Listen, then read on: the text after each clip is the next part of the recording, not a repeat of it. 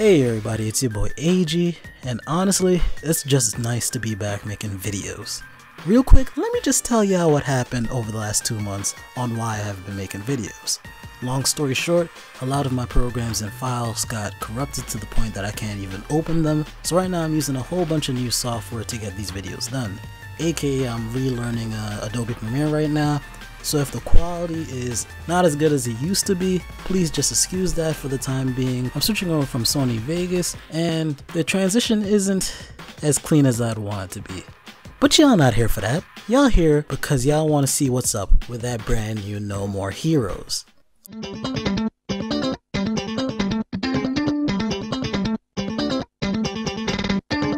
more heroes, it's Kira the Killer, catch nobody. Alright, diving right into this game marks the first time in what, 7-8 years since Suda51 himself has directed a game, and what better way to return than with a brand new No More Heroes adventure.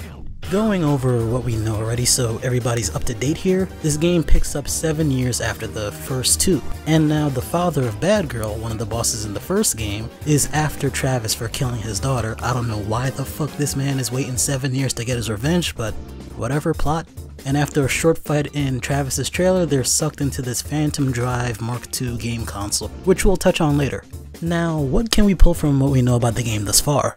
Due to the game being showed off during the Nindies Nintendo event, I was pretty shook when the realization hit me that this game could end up being an indie bite-sized title that no one would expect the franchise to turn into when it returns. And I wasn't initially the only one with this mindset, but after sitting and enjoying what I could from the trailer itself and details that were revealed after the announcement, I'm pretty sure this game will be the next big mainline title in the No More Heroes franchise, so I guess there's nothing to really worry about there. For example, an obvious clue to this is Suda51 himself stepping back into the director's role. Ain't no way in hell after all this time this man's come back just to direct an indie title. Well, I guess it's not impossible, but it's just extremely unlikely. Also, the game taking place 7 years after Bad Girl's death is a pretty self-explanatory reason as well. This title's going to continue Travis's story. It's not like it's a reboot or a one-shot title, since the driving plot from what we know so far centers mainly around the aspects of the former games, aka Bad Girl and her now introduced father. I don't think fans would be too jazzed if something like this turned out to be some half-baked indie No More Heroes experience after all these years.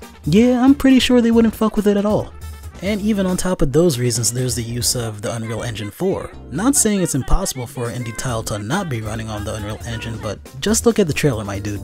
The visuals may not be indicative of how the game will look during gameplay, but the actual use of the Unreal Engine itself here might be to deal with mechanics that could usually be taxing or overly complex to handle in other engines. Which kinda goes hand in hand with how the game is mentioned to be, and I quote, like the original cult classic on Nintendo's site, which means it'll be high action focused. I could only guess it will be even more insane this time around, warranting the inclusion of the Unreal Engine. There's even a bit of banter that goes on between Badman and Travis in the trailer that kind of alludes to all this too. All in all though, none of this means the game is necessarily No More Heroes 3. Actually, Suda51 himself said the game isn't. It's a new adventure for Travis, and is a collaboration between notable indie developers and himself. I don't really know how to feel about that No More Heroes 3 statement. I guess it all comes down to where do you draw the line between sequel and I guess something else entirely? Is it when the story arc concludes, or simply when the creator deems it one or not? I really don't fucking know. But fuck that, let's talk about something that I caught on to while watching the trailer for the first time. The console that Travis gets sucked into, and I guess what this whole game revolves around, is called the Death Drive Mark II, the Phantom game console, or some shit like that.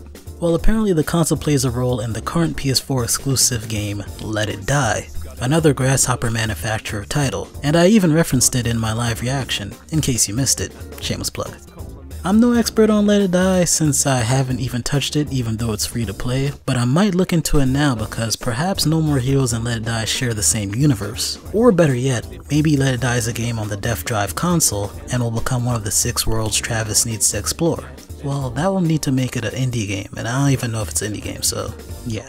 It's an interesting prospect. Maybe I'll do some research on it for another video. Tell me down below if you guys would be interested in a video on how Let It Die connects to No More Heroes in general, I guess. Doubling back to the 6 indie-inspired worlds that are in the game, not too long before recording this, Shovel Knight was announced to be the second world added into Travis Strikes Again. Real quick though, how many games has this man Shovel Knight been featured on? Out here looking like DJ Khaled a few years ago, hopping on every damn hip-hop track. This like what, his 7th, 8th game? I'ma need you to calm the fuck down, big fella. Like he's on Runbow, Star Mazer, Battle Kitchen, that one bike game, Road Redemption I think it's called, Indivisible when it comes out, Blaster Master Zero, Bloodstain when it comes out, Crypto the Necrodancer, Azure Striker Gunvolt, Yooka-Laylee, and those are just the ones I can name on the top of my head. This man is actually OD. But I'm done. Shovel Knight aside, is it just me or does Travis Strikes Again give you that Kingdom Hearts kind of vibe by how they're going along with the game? Yeah, I know Kingdom Hearts isn't the only game where you traverse different worlds, but I can't help feeling that Suda51 is going for like a Kingdom Hearts indie game parody thing. He's a wacky dude and I don't think it's out the realm of possibility for him. You know, just a random thought. It's probably why the game was announced at the Nindies Showcase. Not because it's an indie game itself, but because it'll be a full-on title showcasing a bunch of indie titles within it. But I think I want to end it there before I start rambling. What do you dudes think about everything? You agree with my great Kingdom Hearts parody idea?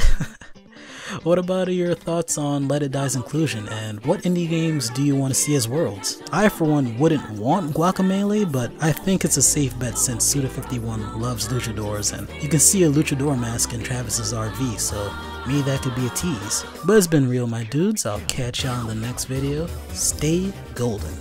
Damn, I missed saying that. Hey, I hope you enjoyed the video.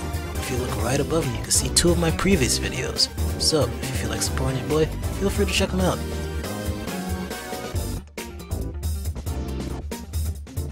It's okay, take your time. I'll just be right here when you're ready to watch them.